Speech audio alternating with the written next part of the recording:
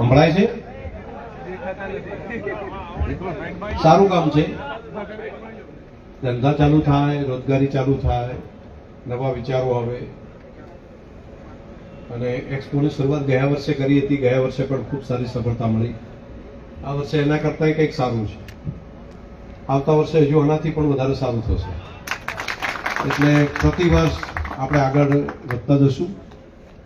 આપણો વિસ્તાર આગળ વધતો જશે. રોજગાર ધંધાની અંદર જે લોકો રોજગાર ધંધા કરે છે એમને સારું વાતાવરણ મળે,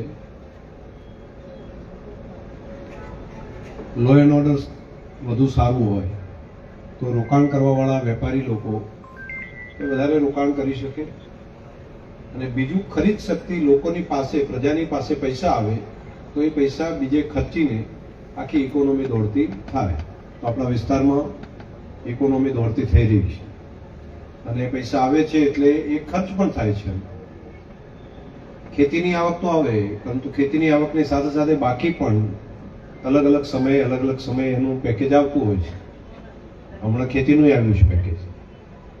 તો બધાના ખાતામાં પૈસા આવી ગયા હોય તો 30,000 40,000 ભૂપેન્દ્રભાઈ પટેલની સરકારે ખાતામાં નાખ્યા છે બધા. તો એ પૈસા આવે તો પછી બધા ખર્ચે કંઈ કંઈ વેપાર ધંધા બધામાં આગળ પહોંચે.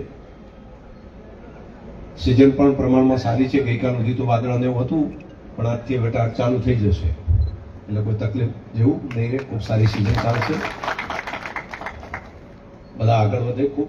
આ વખતનો ધ્વજવંદનનો કાર્યક્રમ આખા રાજ્યનો એ આપણા થરાદમાં થવાનો છે. અને હવે લગભગ આ અઠવાડિયા પછી એની અસર દેખાવાનું ચાલુ થશે. હજારોની સંખ્યામાં પોલીસ અધિકારીઓ, કર્મચારીઓ એ પણ અહીંયા ભાગ, આખા રાજ્યના ભાગ લેશે. એ પહેલા પણ 2 દિવસ પહેલાથી બધા કાર્યક્રમો ચાલુ થશે.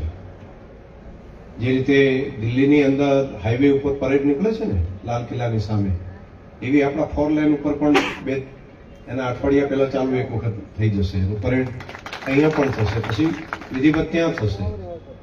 એના ડ્રોનની પણ દુનિયા અહીંયા ઊભી થશે. ઘરે ઘરે ધ્વજ પણ બધા લહેરાવે, દેશભક્તિનું વાતાવરણ બને. આપણે સરહદી વિસ્તારના પ્રજાજનો છીએ, આપણે બધા દેશભક્ત નાગરિકો છીએ. અને આપણા થરાદના આંગણે 4 રસ્તા ઉપર થરાદમાંથી કોઈ બહાર ગામ જતો હોય, કોઈ બહારથી કોઈ થરાદ આવતો હોય તો આવતાની સાથે એને ગૌ માતાના દર્શન થાય. એ માટે એક સરસ મજાની ગૌ માતાની પ્રતિમા પણ નિર્માણ થવા જઈ રહી છે. એ પણ તાત્કાલિક બધાને થશે. એટલે દરેકના સારા સુકન થાય, દરેકને સારું પોઝિટિવનેસ આવે. તો એ પણ એક કામ થઈ રહ્યું છે. ઘણા હજુ કામો આગળ વધી રહ્યા છે. આપણે સાથે મળીને આપણા વિસ્તારને આગળ વધારીએ.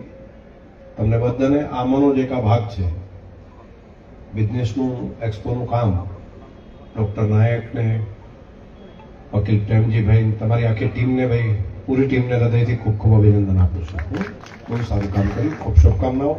જે મિત્રો પોતાના સ્ટોર કર્યા છે એમને પણ પબ્લિસિટી મળશે અને એ પણ લોકો સુધી પહોંચાડવા માટેનું ખૂબ સારું આ માધ્યમ છે.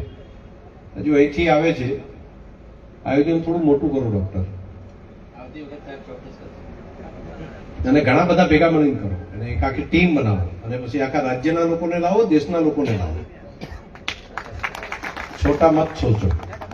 જે કંઈ વિચારો એ ખૂબ મોટું જુઓ, મોટા સપના વિચારો અને મોટા સપનાને સાકાર કરો. આપ સૌને હૃદયથી ખૂબ ખૂબ અભિનંદન.